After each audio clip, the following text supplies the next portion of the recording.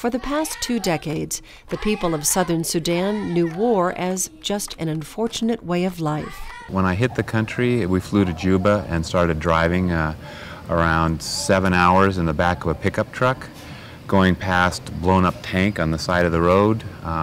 The reality of what these people had been through was really shocking. It really hit. And just to see how a war that had lasted over 20 years had just devastated a country.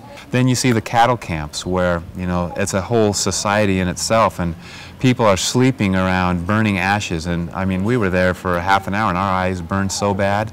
I can't imagine what their lungs are like. It's very, very primitive in a lot of ways, but they have a different perspective. This is home, and we're coming here for the long haul.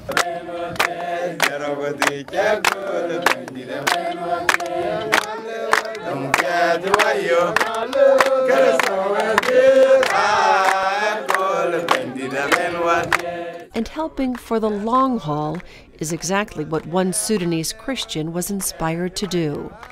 Hopeful that ELI could help promote stability in his country, he recently donated 50 acres of land to ELI, where a school has already been constructed and provides education to more than 200 students. To see these kids not only learning English, but going home and teaching their parents English. It was like, and they're teaching them basic, you know, educational skills, math and things. That's just exciting to me, to see that there's a generation being raised up that's the hope of that country, and they recognize it. I kind of came away a bit challenged, yet optimistic about the future of these people. And it's easy for Ron and the entire ELI organization to be optimistic for these Sudanese people because of their 14-year track record of proven successes in other East African countries. And nowhere is it more apparent than the next stop on ELI's itinerary, the village of Kipkaren, Kenya.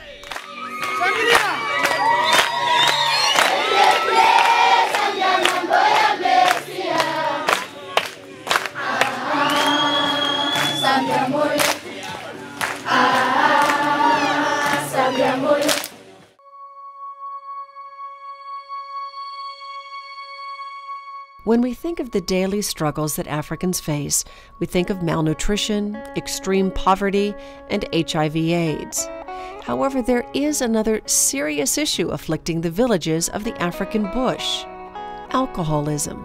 By the time I came in this area, like even at this hour, you could hear people howling all over because they are drunk.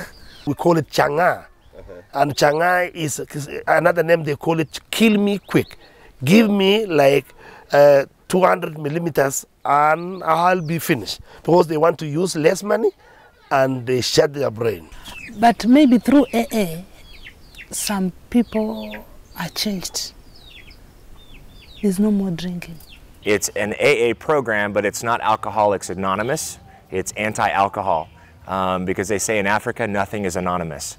And so really it's targeting not just alcoholism from the standpoint of abusing alcohol, but also the standpoint of selling and brewing alcohol.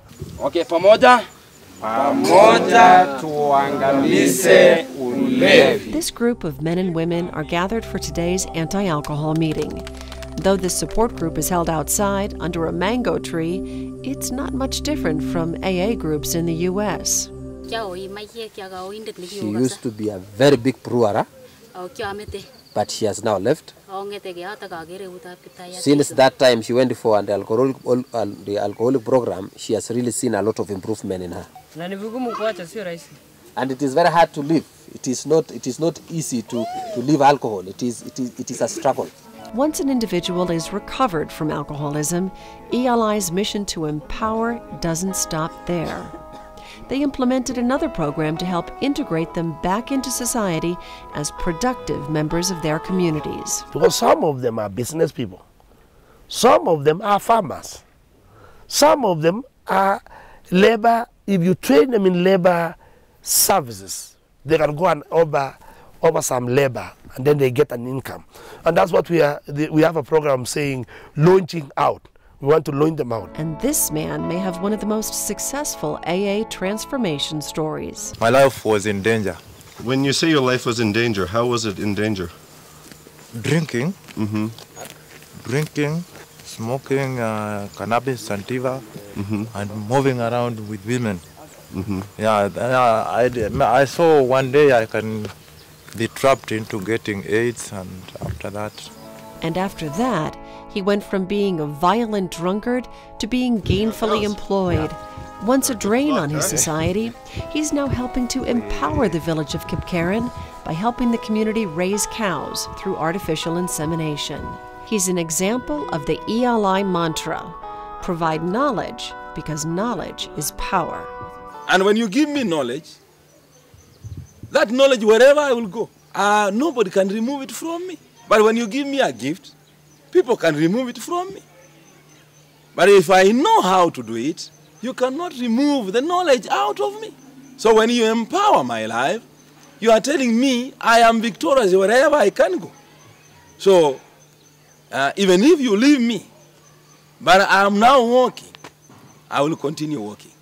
When Profiles in Caring continues, she says that contracting AIDS was a blessing from God. You'll meet her when we come back.